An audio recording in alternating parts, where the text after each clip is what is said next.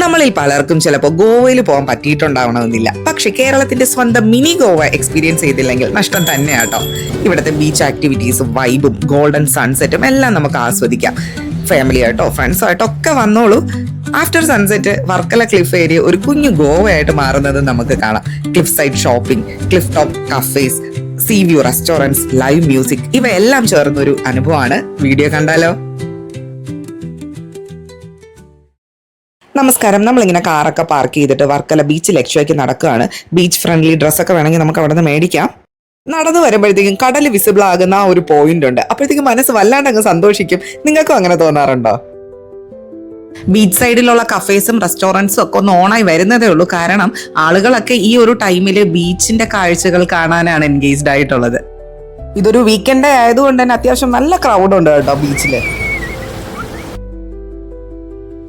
ഈ ഒഴുകി വരുന്ന വെള്ളം കണ്ടില്ല, അതിങ്ങനെ വന്ന് കടലിലേക്ക് മെർജാവുകയാണ് ചെയ്യുന്നത്. അപ്പം നമ്മൾ വിചാരിച്ചു നല്ല വെള്ളമായിരിക്കും എന്ന് പറയും. പിള്ളേർ കാലതിലേക്ക് നനയ്ക്കാൻ തുടങ്ങിയതും ലൈഫ് ഗാർഡ്സ് വന്ന് പറഞ്ഞു, ഇല്ല അത് മോശം വെള്ളമാണ്, കാല് നനയ്ക്കരുതെന്ന്. ഇവിടെ ലൈഫ് ഗാർഡ്സിന്റെ സർവീസ് എപ്പോഴും അവൈലബിൾ ആണേ.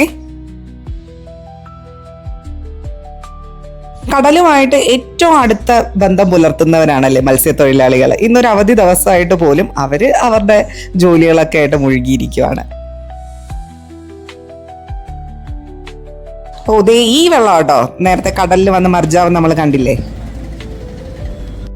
ഇത് കണ്ടോ, എത്ര മനോഹരമായിട്ടുള്ള രീതിയിലല്ലേ ഇതെല്ലാം അറേഞ്ച് ചെയ്ത് വെച്ചിരിക്കുന്നത്. കുട്ടികൾക്ക് മാത്രമല്ല വലിയവരായ നമുക്ക് പോലും ഇത് കണ്ടപ്പോ കൊള്ളാലോ എന്ന് തോന്നിപ്പോയി.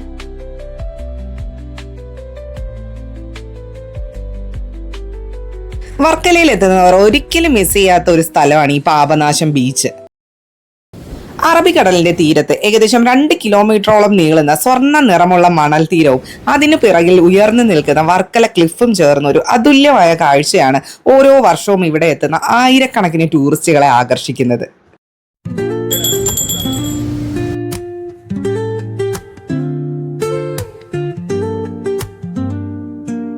നല്ല സ്പേഷ്യസ് ആയതുകൊണ്ട് തന്നെ പിള്ളേർക്ക് നല്ലപോലെ കളിക്കാനൊക്കെ പറ്റും കേട്ടോ. പിന്നെ അവിടെ ഒരുപാട് ഫോട്ടോഷൂട്ടും കാര്യങ്ങളൊക്കെ പൊതുവേ നടക്കാറുണ്ട്. കാരണം അത്രയ്ക്ക് ബ്യൂട്ടിഫുൾ ആണ് അവിടുത്തെ ഒരു ബീച്ചും അതിൻ്റെ കാഴ്ചകളും ഒക്കെ. നമ്മൾ എത്ര നേരം കണ്ടു നിന്നാലും മതി വരത്തില്ല. പ്രത്യേകിച്ച് ഈ ഒരു സൺസെറ്റിൻ്റെ സമയത്ത് ആ ഒരു പ്രദേശം ഫുള്ള് ഒരു ഗോൾഡൻ കളറായിട്ട് മാറും. അതിൻ്റെ ഒരു സാൻഡിൻ്റെ കളർ ഞാൻ നേരത്തെ പറഞ്ഞില്ലേ, അതോടൊപ്പം ആ ഒരു സൺലൈറ്റും കൂടെ വരുമ്പോഴത്തേക്ക് ഗംഭീരമായിട്ടുള്ള വ്യൂ ആണ്. അവിടെ എത്ര പേരാണെന്നോ ഇങ്ങനെ ഈ ഫോട്ടോ എടുക്കാൻ വേണ്ടി മാത്രം വരുന്നത്. കാരണം എവിടെ നമ്മൾ ക്ലിക്ക് ചെയ്തിരുന്നാലും അതെല്ലാം ബ്യൂട്ടിഫുൾ ആയിട്ടുള്ള പിക്ചേഴ്സാണ്. Geological survey of India Varkala ക്ലിഫിന് ജിയോളജിക്കൽ മോണുമെന്റ് എന്ന് പറയുന്ന ഒരു പ്രത്യേക പദവി നൽകിയിട്ടുണ്ട്. കാരണം കേരളത്തിലെ കടൽ തീരത്തേക്ക് ചേർന്ന് നിൽക്കുന്ന ഒരേ ഒരു സ്വാഭാവികമായിട്ടുള്ള ക്ലിഫ് പ്രദേശം വർക്കലയിലാണ്. ആ ഒരു യുണീക് ജോഗ്രഫിയാണ് വർക്കലയെ ലോകമെമ്പാടും പ്രശസ്തമാക്കുന്നത്.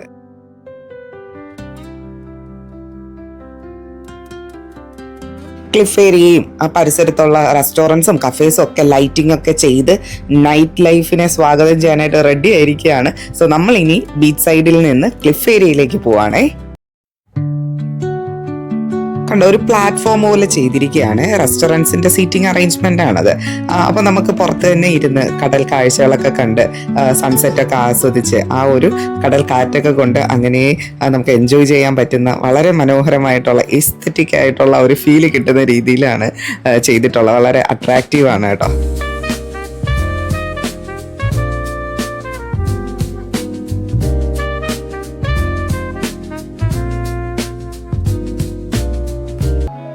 ബീച്ചിൽ നിന്ന് നമ്മൾ ക്ലിഫ് സൈഡിലേക്ക് പോകുന്ന വഴിക്ക് ഒരുപാട് റെസ്റ്റോറൻറ്റ്സ് ഉണ്ട് കേട്ടോ. അവിടത്തൊക്കെ സീറ്റിംഗ് അറേഞ്ച്മെൻറ്റ്സ് നോക്കിക്കേ പുറത്തുള്ള നമുക്ക് ആ ക്ലിഫ് വ്യൂവും ആ ഒരു ബീച്ചിൻ്റെ വ്യൂ ഒക്കെ കറക്റ്റായിട്ട് കിട്ടുന്ന രീതിയിൽ ഞാനിങ്ങനെ ഓർക്കുമായിരുന്നു. വെറുതെ അല്ല കേട്ടോ, നോർത്ത് ഇന്ത്യക്കാരും അല്ലെങ്കിൽ മറ്റ് വിദേശ രാജ്യത്തിൽ നിന്നൊക്കെ ഉള്ള ടൂറിസ്റ്റുകൾ നമ്മുടെ വർക്കലയെ ഇത്ര അധികം ഇഷ്ടപ്പെടുന്നതെന്ന് വെച്ചാൽ അമ്മാതിരി ബ്യൂട്ടി ആട്ടോ.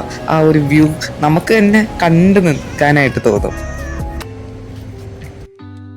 അങ്ങനെ നമ്മളെല്ലാവരും ഓരോ കവർ കടലയും മേടിച്ച് ക്ലിഫ് ലക്ഷ്യമാക്കി നടക്കുകയാണ്. ജസ്റ്റ് ബീച്ചിൽ നിന്ന് കയറുമ്പോൾ ആ റോഡിൽ തന്നെയാട്ടോ നമ്മുടെ ക്ലിഫിന്റെ എൻട്രൻസും വരുന്നത്. കയറി ചെല്ലുമ്പോൾ തന്നെ ഒരു പ്യോർ വെജിറ്റേറിയൻ റെസ്റ്റോറൻ്റ് ആണ് കാണാൻ പറ്റുന്നത്. കാരണം ലോകത്തിന്റെ പല ഭാഗത്തുനിന്നും ആളുകൾ വരുന്നതല്ലേ. 100% പ്യോർ വെജിറ്റേറിയൻ ബേക്കറി ഐറ്റംസ് എന്നൊക്കെ എഴുതി വെച്ചിട്ടുണ്ട് ഇവിടെ.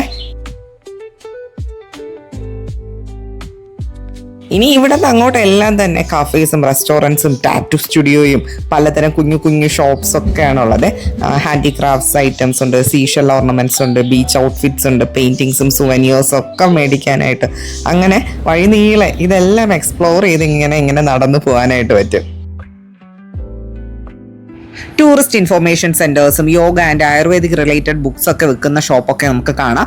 ഇവിടെ കണ്ടില്ലേ കുറെ ഫ്രഷ് ആയിട്ട് ഫിഷ് വിൽക്കുന്ന റെസ്റ്റോറൻറ്റ്സ് ഉണ്ട്. അപ്പം നമ്മളത് സെലക്ട് ചെയ്ത് കൊടുത്തു കഴിഞ്ഞാൽ അവരത് ലൈവായിട്ട് കുക്ക് ചെയ്ത് തരും.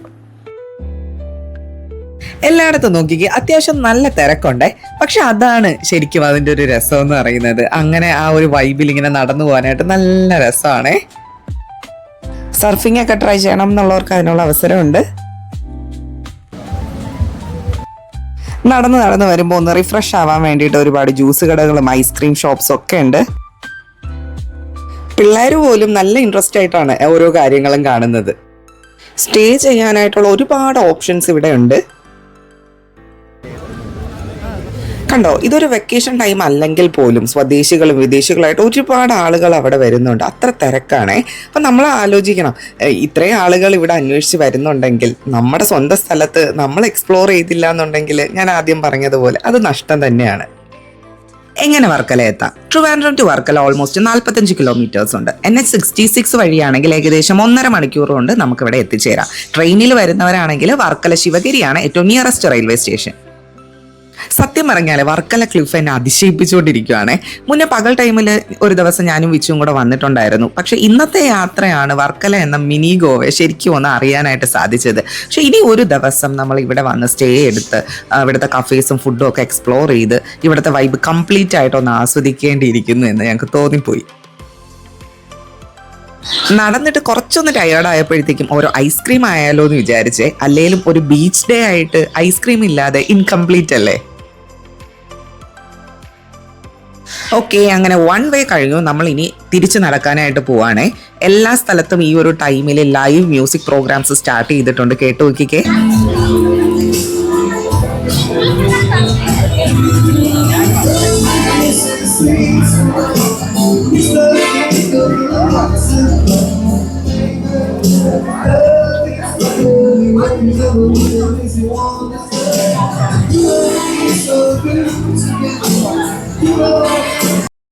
കണ്ടോ, വർക്കല എന്നത് ഒരു സീനിക് ബ്യൂട്ടി മാത്രമല്ല, അതിന്റെ ഒരു വൈബ് അത് അനുഭവിച്ച് തന്നെ അറിയേണ്ടതാണ്.